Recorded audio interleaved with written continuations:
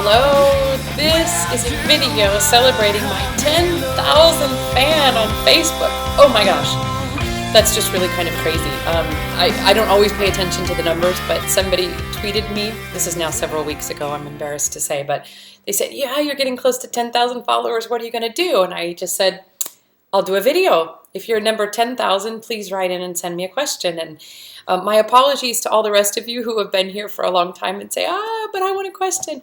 I still have a folder on my computer with all of your questions as well, and I try to get to them as much as I can, or as quickly as I can. And unfortunately, time is an issue. But I digress.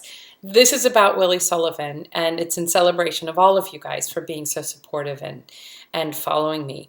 What was really lovely is that Willie turns out to be a lovely gentleman. And his question, I said, you get one question, and he actually turned it into a question for a friend of his, which I thought was quite gallant and chivalrous, and very classy. But then I wrote him, I was like, but Willie, you can ask me a question too. I have got time to do 2 little questions. So I will answer the question first for your friend. He says, my question has to do with voice type.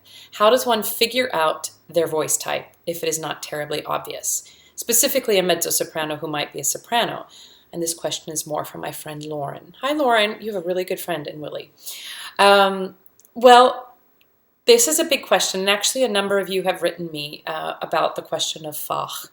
And, knowing which roles are good for you, where your voice type may lie. And unfortunately, that's always an impossible question for me to answer in a specific way, because so much of it has to do with age and where you are and what kind of teaching you've had and where you are in terms of musical development, physical development, because, who knows how your voice may change or your body type may change.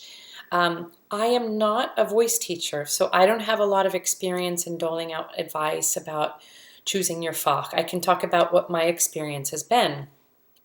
And that is that early on in my college undergraduate years and early on at AVA in Philadelphia, where I trained after that, it was obvious that my voice could move, that I had some flexibility. So Rossini and Handel, sort of Mozart, were easy fits. I could not sing through my upper passaggio.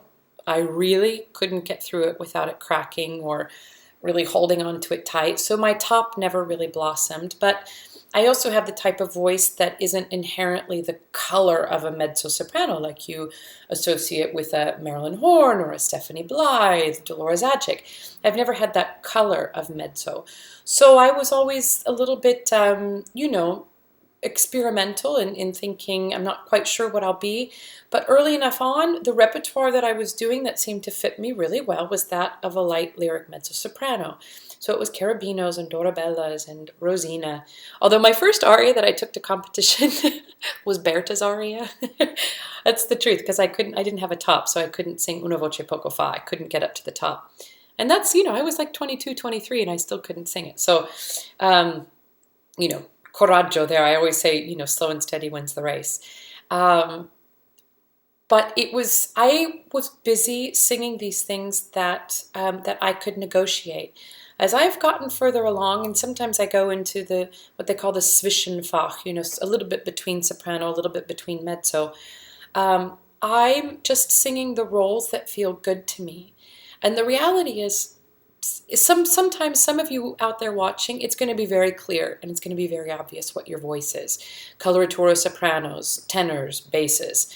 Those baritone folks that are light baritone or maybe bass baritone, the mezzo-sopranos that might go soprano or not, I just say, take your time.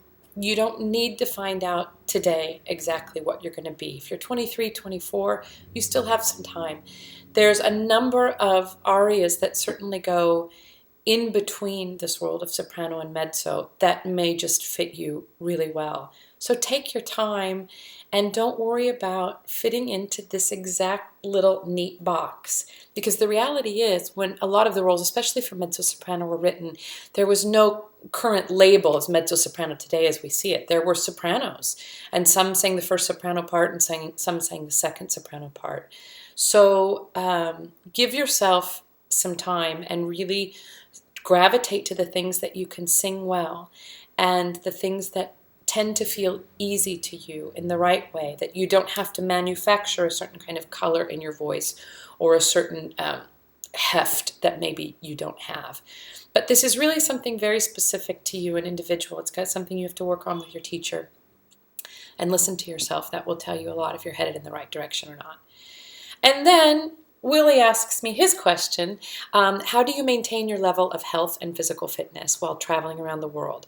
How do you keep your diet consistent and also keep a fairly consistent exercise regime? That's the million-dollar question, and honestly, sometimes I'm much more successful at it than others, and you have to find a routine that works for you. Welcome to the world of being an opera singer, where discipline is everything. When you're being very disciplined in terms of your practice regime, your diet, your physical exercise, your mental health, if you're being really disciplined about all of that, you're going to be in really good shape. The problem is you're going to go through really difficult periods where you're tired or you're depressed or you're lonely, and it's much harder to stay in that groove of being really good to yourself. There's a couple things that I recommend. The mentality of my body as my instrument is really important. If you can imagine that you're a Stradivarius and, there's a big investment in that, this is our instrument. The whole body is our instrument. And I feel best when I go out on stage and I've been taking care of myself. Again, I go through periods where I'm just really lazy or tired, or I've got a million other things, and I get out of my physical routine. When I'm doing it, I feel at my best, which means I'm probably performing at my best. The only thing, you're all going to find your own thing that works best for you in terms of diet and exercise. I'm a big fan of yoga. I'm a big fan, recent convert and fan to the Alexander technique. It's sort of life-changing for me.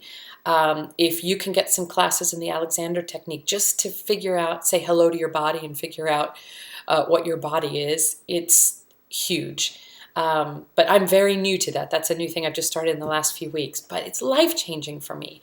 Yoga is not only great for physical balance, but also just mental balance, getting you quiet, getting you out of your head, getting out of this crazy thing. The breath I find to be really helpful and friendly to the breathing of an opera singer. I've done some Pilates and I like it, but I personally wouldn't do it hardcore full on because it's quite an aggressive core workout, and I like to keep some flexibility in my soft stomach. So I've done also sort of hardcore training at times, in sort of short bursts, which is really fun. I like to push myself and say, oh my God, I didn't know I could do that with a kettlebell. That's awesome. But it's, I end up coming back to the yoga just also for the sort of the mental side of clearing me out. Diet, I'm not going to tell you anything new other than try and eat fresh food and real food when you can. I think it's your best medicine.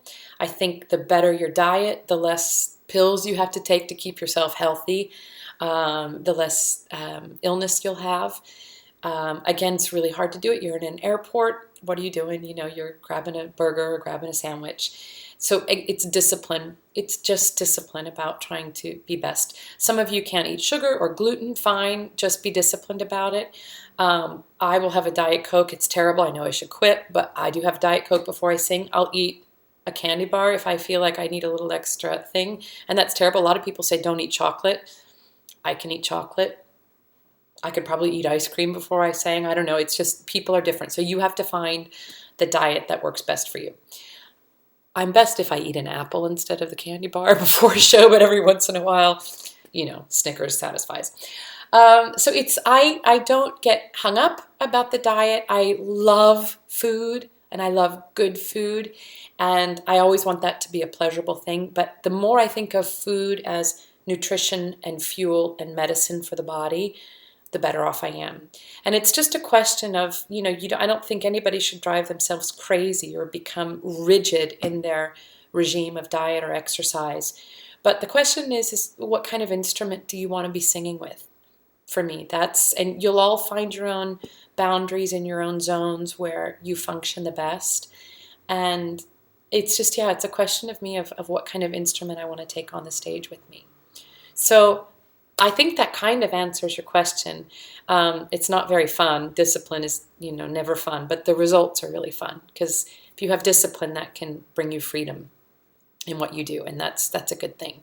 So listen, I'll try and get some more vlogs going when I can, but I do, I send them out when I can.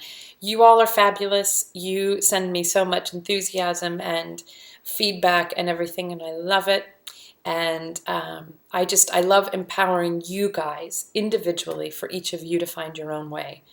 That's what's really fun, because you guys don't need to take my advice and make it, do what Joyce DiDonato does. But you need to find the path that puts you in your best light, okay? Because we need your voice. We don't need imitation voices. So that's it. 10,000. Oh my gosh, Twitter. Okay, you better catch up, because, it's a few, like 150 away from 10,000. But when Twitter gets to 10,000, if you're the 10,000 follower, I'll answer your question.